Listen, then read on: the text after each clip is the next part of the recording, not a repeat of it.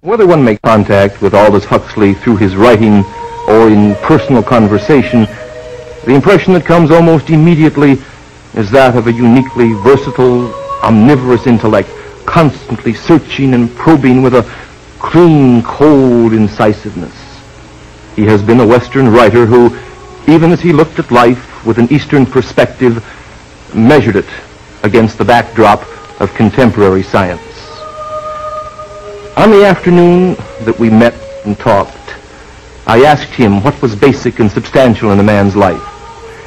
I asked him if he could point to specific values and meaning which for him were enduring and veritable.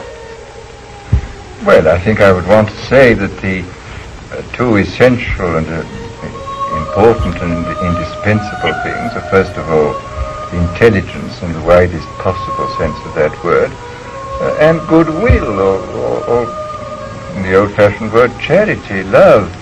I mean, these two things have to go hand in hand, because intelligence and knowledge without goodwill and charity are apt to be inhuman, and goodwill and charity undirected by intelligence and knowledge are apt to be either impotent or misguided. So the two have to go together.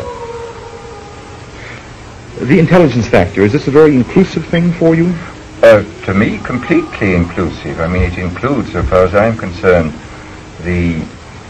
what is conventionally called intelligence, what used to be called discursive thought, which is logical thinking in terms of our current scientific and philosophical frame of reference.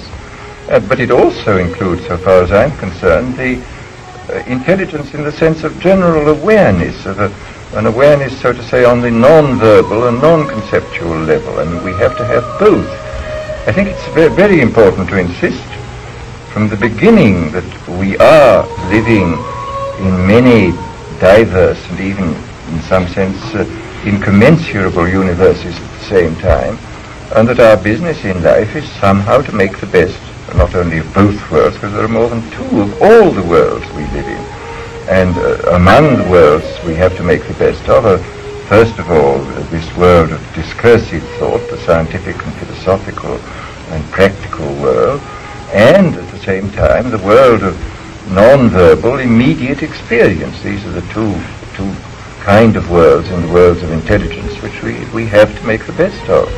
I'm intrigued with the dichotomy. Is this also a dichotomy between science on the one hand and poetry or religion on the other? Is it that manner of encompassment that's involved? In a sense, yes. I mean, the business of the man of letters, it seems to me, and the poet specifically, has been, I suppose, with man's more strictly private experiences, and also with the rendering of the manifold nature of man's experience. I mean, let us consider the question of scientific language and literary language. The essence of good scientific language is that one word shall stand only for one thing. There has to be a sort of one-to-one relationship between the given word and the given event or thing that's being talked about. In regard to literature, the important thing, I think, is to, first of all, to be able to, so to say, express the inexpressible, and secondly, to express the multiple meanings which every event has for a human being. I mean, a human being, as I say, is living in many ways at once, and any good work of literature inevitably has to express these multiple meanings. I can't help but think, of course, that the scientist still uses this other area. It's true, he must, in very definitive and unequivocal fashion, speak. He must be able to communicate to his fellow scientists. Yes. And yet, I think, fundamentally, and really in an excited fashion, most impressed by the aesthetic features of science. A scientist still finds a beauty and a grace and a formal delight in the structure of a theory. He still is a marvelously creative and aesthetic person when he develops a hypothesis. Well, I entirely agree. I mean, there is no question that the aesthetic aspect of science is a very important one. One hears mathematicians speak of the ugliness of certain equations and the elegance of others, but nevertheless, while he is working, he has to have this language has to be purified in this one-to-one relationship. He has to be very careful that his words don't say more than one thing at a time. Whereas it seems to me in poetry and in literature in general, one of the great arts is how to say many things at the same time. I mean, look at a play by Shakespeare. This proceeds on one level. He was an exceedingly good playwright. I mean, it proceeds admirably on this storytelling level. But all the time, owing to his extraordinary use of language, everything is going up in tangents in every direction. The real genius of Shakespeare, which is the fact that you are living in many worlds of experience at the same time, owing to his extraordinary use of language. Well, you can't use language in this way in science. I mean, you have to purify it in another way. You have to get it down to this naked, absolutely clear one-to-one relationship. What is this dimension of charity? Sympathy? Empathy? Well, and this and general goodwill. I mean, and after all, in any given culture, I mean, let us face it, we are at once the beneficiaries and the victims of our culture. I mean, without our culture, we just couldn't do anything at all. We should be baboons, apes. But given any given culture is ambivalent. It permits one at once, at the same time, one and the same time, to be fully human, but at the same time, it limits our humanity. I mean, it imposes certain kinds of prejudices, certain kinds of likes and dislikes upon us. And I think it's perfectly true to say, as a man that I know you admire, Dr. Maslow, Abraham Maslow, has said that any self-actualizing human being is one who, to some extent, breaks out of his culture. And after all, I mean, one sees that, in fact, all the great seers and religious prophets have always broken out of their culture. I mean, merely to say, thou shalt love thy neighbor as thyself, is breaking out of a narrow culture which insists that you shall love only this person and that everybody else is not your neighbor. And I think we have to see that the people who have broken out of their culture, the seers and the prophets, are essentially right, and that unless we follow their advice and follow it awfully quickly, we're going to be making a fall. The dimensions you described, are you satisfied with the levels at which they're appearing today? No, I mean, we obviously have to do much more than we are doing, and we have to do it awfully quick, because after all, we're faced by a great number of problems which are absolutely unique in history. I mean, nothing like the explosive population increase has ever happened before, and nothing like the explosive technological advance has ever happened before, and nothing like the explosive advance in knowledge has happened before. We're living in a world of sort of what may be called chronic revolution, chronic upheaval, and unless we break out of the culture which imprisons us within a world of nationalism and militarism, given the hydrogen bomb, we're obviously in imminent danger.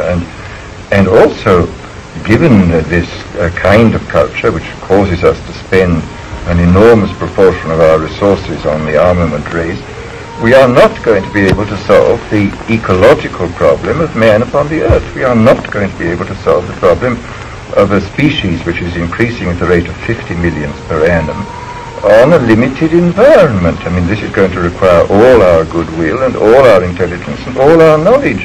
And if we spend a great deal of our energies on something else, we're not going to be able to solve the problem.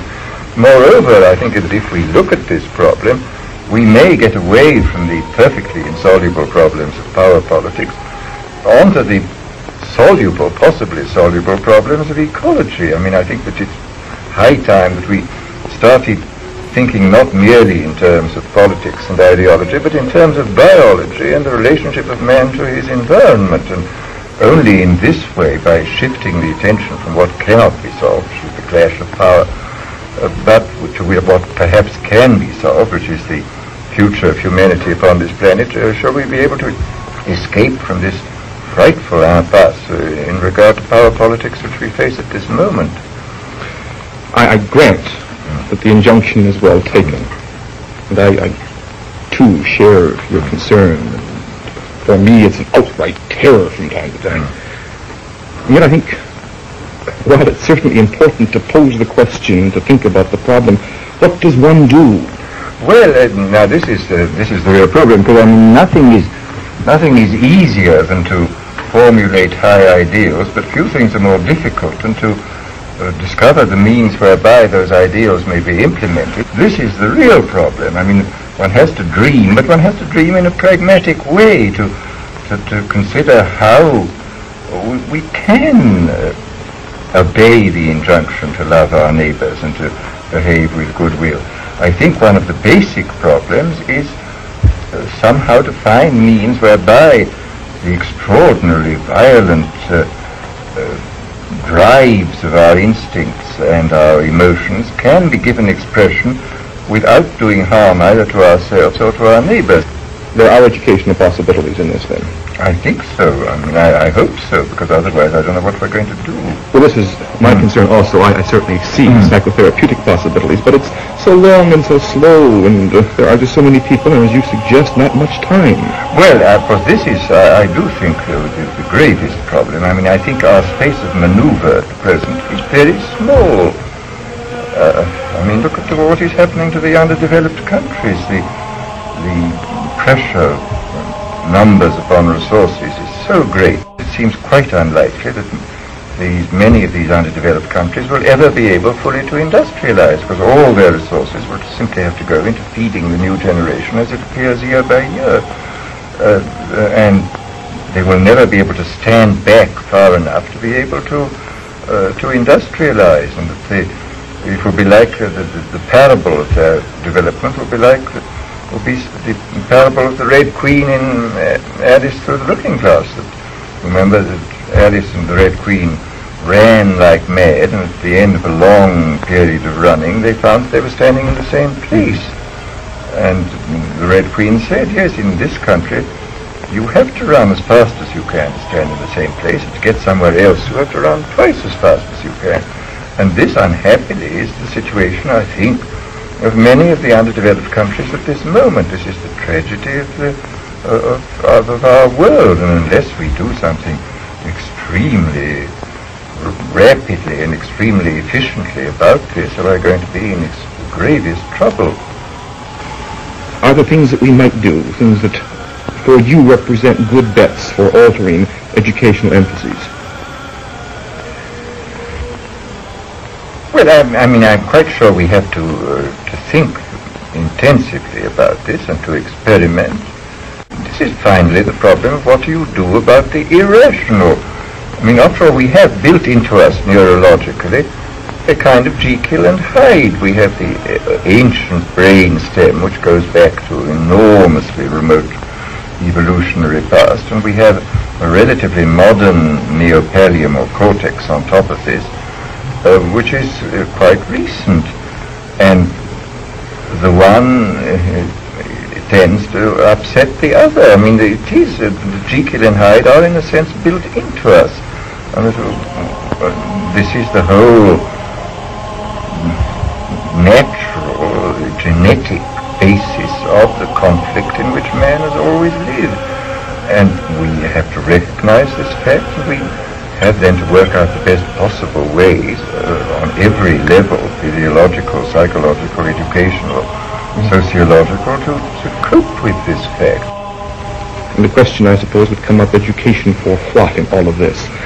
Well, education, first of all, for survival, which is important as far as I'm concerned, and secondly, I mean, as an ideal, I don't know any higher ideal than the ideal of actualizing the greatest number of desirable potentialities. I mean, potentialities for goodwill, potentialities for intelligence in every way, potentialities for creativity. I mean, these three things, if we can actualize our potentialities in this direction, we certainly have them.